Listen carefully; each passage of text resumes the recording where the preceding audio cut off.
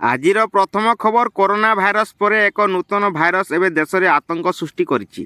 ସମ୍ପ୍ରତି ମୁମ୍ବାଇ ବିମାନବନ୍ଦରରେ ହଳଦିଆ ଜ୍ୱରର ପୀଡ଼ିତ ଜଣେ ବ୍ୟକ୍ତିଙ୍କୁ ଗିରଫ କରାଯାଇଥିଲା। ରିପୋର୍ଟ ହେଉଛି ଯେ ସେ ଏକ ନକଲି ହଳଦିଆ ଜ୍ୱର ଭ୍ୟାକ୍ସିନ୍ ପ୍ରମାଣପତ୍ର ଉପସ୍ଥାପନ କରି ବିମାନବନ୍ଦରରେ ପ୍ରବେଶ କରିଥିଲେ। ସେବେଠାରୁ ଏକ ହଳଦିଆ ଜ୍ୱର ସତର୍କତା ଜାରି କରାଯାଇଛି। ଏହା ଏକ ଗମ୍ଭୀର ଭାଇରାଲ ରୋଗ ଯାହା ବିଷୟରେ ଭାରତ ସରକାରଙ୍କ ସ୍ୱାସ୍ଥ୍ୟ ସଂସ୍ଥାଗୁଡ଼ିକରେ ସତର୍କ ଅଛନ୍ତି। ପରବର୍ତ୍ତୀ ଖବର ଆମେରିକାର ସୁପ୍ରିମକୋର୍ଟ ରାଷ୍ଟ୍ରପତି ଡୋନାଲ୍ଡ ଟ୍ରମ୍ପଙ୍କ ଦ୍ୱାରା ଲାଗୁ କରାଯାଇଥିବା ପାରସ୍ପରିକ ଶୁଳ୍କ ପ୍ରତ୍ୟାହାର କରିଦେଇଛନ୍ତି। ଏହି ନିଷ୍ପତ୍ତିର କିଛି ଘଣ୍ଟା ପରେ ଟ୍ରମ୍ପ ସମସ୍ତ ଦେଶ ଉପରେ 10% ବିଶ୍ୱ ଶୁଳ୍କ ଘୋଷଣା କରିଛନ୍ତି। ଏହି ଘଟଣାଗୁଡ଼ିକ ଅନ୍ତର୍ଜାତୀୟ ବଜାରରେ ଅନିଶ୍ଚିତତା ବୃଦ୍ଧି କରିଛି। ଏହା ଭାରତୀୟ ଷ୍ଟକ୍ ବଜାର, ସୁନା ଏବଂ ରୂପା ମୂଲ୍ୟକୁ ପ୍ରଭାବିତ କରିପାରେ। ନିବେଶକମାନଙ୍କ ବଜାରର ଦିଗକୁ ଅତି ସତର୍କତା ସହିତ ଦେଖିବେ। ପରବର୍ତ୍ତୀ ଖବର ଝାରସୁଗୁଡ଼ା ଦୁର୍ଘଟଣାରେ 5 ପୋଲିସ କର୍ମଚାରୀ ମୃତ୍ୟୁ ଘଟଣାରେ ଅନୁକମ୍ପା ସହାୟତା ଘୋଷଣା କରିଛନ୍ତି ମୁଖ୍ୟମନ୍ତ୍ରୀ। 5 ଲକ୍ଷ ଟଙ୍କା ଲେଖାଏଁ ସହାୟତା ଘୋଷଣା କରିଛନ୍ତି। ଗଭୀର ଦୁଃଖ ପ୍ରକାଶ କରିବା ସହ ମୃତଙ୍କ ପରିବାରକୁ ମୁଖ୍ୟମନ୍ତ୍ରୀ ସମବେଦନା ଜଣାଇଛନ୍ତି।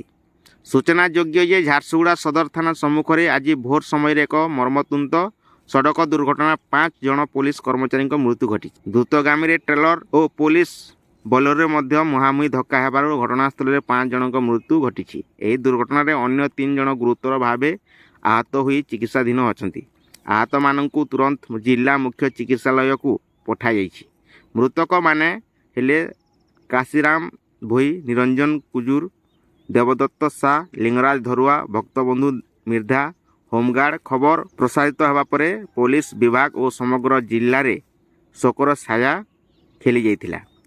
ଉଚ୍ଚପଦସ୍ଥ ପୋଲିସ ଅଧିକାରୀମାନେ ଘଟଣାସ୍ଥଳରେ ପହଞ୍ଚି ସ୍ଥିତି ଅନୁଧ୍ୟାନ କରିଥିଲେ।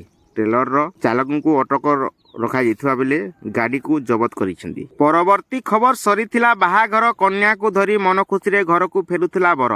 ମାତ୍ର ଖୁସିରେ ଲାଗିଗଲା ଗ୍ରହଣ। ଅଧା ରାସ୍ତାରେ ବାଟ ଓଗାଳିଲା ପ୍ରେମିକ। ବର ମୁଣ୍ଡରେ ବନ୍ଧୁକ ଲଗାଇ ନବବିବାହିତାକୁ ଧରି ମାରିଲା ଚମ୍ପଟ। ଶିଶୁପାଳ ହୋଇ ଫେରିଲା ବିଚରା ବର। ସୁବର୍ଣ୍ଣପୁର ଜିଲ୍ଲା ତରଭା ଥାନା ଅଞ୍ଚଳରୁ ଚକିତ କଲା ଭଳି ଖବର ସାମ୍ନାକୁ ଆସିଛି। ପରବର୍ତ୍ତୀ ଖବର ଯଦି ଆପଣ ନୂତନ ରାସନ କାର୍ଡ ବିଷୟରେ ଚିନ୍ତା କରୁଛନ୍ତି କିମ୍ବା ପୂର୍ବରୁ ଏକ ଅଛି, ତେବେ ସରକାର ଏପ୍ରିଲ 1, 2024ରୁ କିଛି କଠୋର ଏବଂ ବାଧ୍ୟମୂଳକ ନିୟମ ଲାଗୁ କରିବାକୁ ନିଷ୍ପତ୍ତି ନେଇଛନ୍ତି। ଏହି ନିୟମଗୁଡ଼ିକର ଲକ୍ଷ୍ୟ ହେଉଛି ରାସନ କାର୍ଡ ତାଲିକାରୁ ଅଯୋଗ୍ୟ ହିତାଧିକାରୀଙ୍କୁ ବାଦ ଦେବା ଏବଂ ପ୍ରକୃତରେ ଅଭାବୀ ଲୋକଙ୍କ ପାଖରେ ଲାଭ ପହଞ୍ଚାଇବା। ତେଣୁ କେନ୍ଦ୍ର ଏବଂ ରାଜ୍ୟ ସରକାର ରାସନ କାର୍ଡ ବ୍ୟବସ୍ଥାରେ ସ୍ୱଚ୍ଛତା ଆଣିବା ପାଇଁ 2024 ପାଇଁ ନୂତନ ନିୟମ ଜାରି କରିଛନ୍ତି। ପରବର୍ତ୍ତୀ ଖବର ପ୍ରଧାନମନ୍ତ୍ରୀ କିଷାନ ଯୋଜନାରେ 22ତମ କିସ୍ତି ଅପେକ୍ଷାରେ ଥିବା ଲକ୍ଷ ଲକ୍ଷ କୋଟି ଚାଷୀ ଏକ ବଡ଼ ବିପର୍ଯ୍ୟୟ ସମ୍ମୁଖୀନ ହୋଇପାରନ୍ତି। ଗତ ଥର 21ତମ କିସ୍ତି ସହିତ ସମାନ ପରିସ୍ଥିତି ସୃଷ୍ଟି ହୋଇଥିଲା। ଲକ୍ଷ ଲକ୍ଷ ଚାଷୀଙ୍କ କିସ୍ତି ଅଟକି ଯାଇଥିଲା। ଏଥର ମଧ୍ୟ ସମାନ ପରିସ୍ଥିତି ସୃଷ୍ଟି ହୋଇପାରେ। ପରବର୍ତ୍ତୀ ଖବର ପ୍ରଧାନମନ୍ତ୍ରୀ ନରେନ୍ଦ୍ର ମୋଦିଙ୍କ ପ୍ରଥମ କାର୍ଯ୍ୟାଳୟ ସବୁଠାରୁ ଲୋକପ୍ରିୟ ଯୋଜନା ମଧ୍ୟରୁ ଗୋଟିଏ ଥିଲା ଜନଧନ ଆକାଉଣ୍ଟ। ଏହି ଯୋଜନା ଅଧୀନରେ ଆକାଉଣ୍ଟଧାରୀମାନେ କେବଳ ବୀମା କଭରେଜ କରିପାରିବେ ନାହିଁ, ବରଂ ଏହି ଓଭରଡ୍ରାଫ୍ଟ ସୀମା ମଧ୍ୟ ପାଇପାରିବେ। ଏହା ଉଲ୍ଲେଖନୀୟ ଯେ ଓଭରଡ୍ରାଫ୍ଟ ଏକ ଆର୍ଥିକ ସୁବିଧା ଯାହା ଆପଣମାନଙ୍କୁ ଆପଣଙ୍କର ବ୍ୟାଙ୍କ ଆକାଉଣ୍ଟରୁ ଟଙ୍କା ଉଠାଇବାକୁ ଅନୁମତି ଦିଏ। ପରବର୍ତ୍ତୀ ଖବର ଆମେରିକା ଓ ଇରାନ ମଧ୍ୟରେ ଜାରି ରହିଥିବା ଉତ୍ତେଜନା ଏବେ ଏକ ଯୁଦ୍ଧ ରୂପ ନେବାକୁ ଯାଉଛି। ଗତ 24 ଘଣ୍ଟା ମଧ୍ୟରେ ମଧ୍ୟପ୍ରାଚ୍ୟ ସାମରିକ ଗତିବିଧି ତୀବ୍ର ହୋଇଛି। ବିଭିନ୍ନ ଅନ୍ତର୍ଜାତୀୟ ଗଣମାଧ୍ୟମ ଏବଂ ଗୁଇନ୍ଦା ସୂତ୍ରରୁ ମିଳିଥିବା ସୂଚନା ଅନୁଯାୟୀ ଆମେରିକା ରାଷ୍ଟ୍ରପତି ଡୋନାଲ୍ଡ ଟ୍ରମ୍ପଙ୍କ ଆସନ୍ତା 24 ଘଣ୍ଟା ମଧ୍ୟରେ ଇରାନ ଉପରେ ଏକ ବଡ଼ ଧରଣର ଆକ୍ରମଣ କରିବା ପାଇଁ ପ୍ରସ୍ତୁତି ଶେଷ କରିଛି। ପରବର୍ତ୍ତୀ ଖବର ମ୍ୟାଟ୍ରିକ ପ୍ରଥମ ଦିନ ଓଡ଼ିଆ ପରୀକ୍ଷାରେ 12,000ରୁ ଅଧିକ ପରୀକ୍ଷାର୍ଥୀ ଅନୁପସ୍ଥିତ ରହିଥିଲେ। ଗତକାଲି ଦ୍ୱିତୀୟ ଦିନ ଇଂରାଜୀ ବିଷୟରେ ଅନୁପସ୍ଥିତ ପରୀକ୍ଷାର୍ଥୀଙ୍କ ସଂଖ୍ୟା 13,000 ଟପିଛି।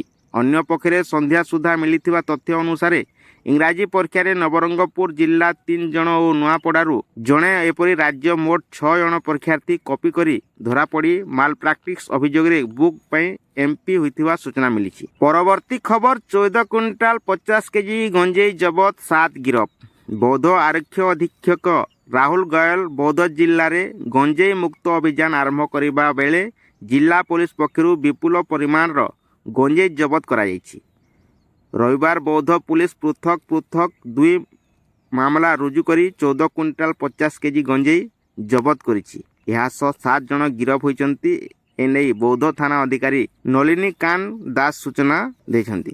ପରବର୍ତ୍ତୀ ଖବର, ଆମେରିକା ରାଷ୍ଟ୍ରପତି ଡୋନାଲ୍ଡ ଟ୍ରମ୍ପ ଲଗାଇଥିବା ଶୁଳ୍କ ସେଠାକାର ସୁପ୍ରିମକୋର୍ଟ ନିଷିଦ୍ଧ ଘୋଷଣା କରିବା ଦୁଇ ଦେଶ ବାଣିଜ୍ୟ ଆଲୋଚନାକୁ ପ୍ରଭାବିତ କରିଛି। ଆସନ୍ତାକାଲି ୱାଶିଂଟନରେ ଅନୁଷ୍ଠିତ ହେବାକୁ ଥିବା 3 ଦିନିଆ ଆଲୋଚନାକୁ ଭାରତକୁ ଘୁଞ୍ଚାଇ ଦେଇଛି। ଆମେରିକା ସୁପ୍ରିମକୋର୍ଟଙ୍କ ରାୟକୁ ଭାରତ ସରକାର ଏବେ ତର୍ଜମା କରୁଛନ୍ତି।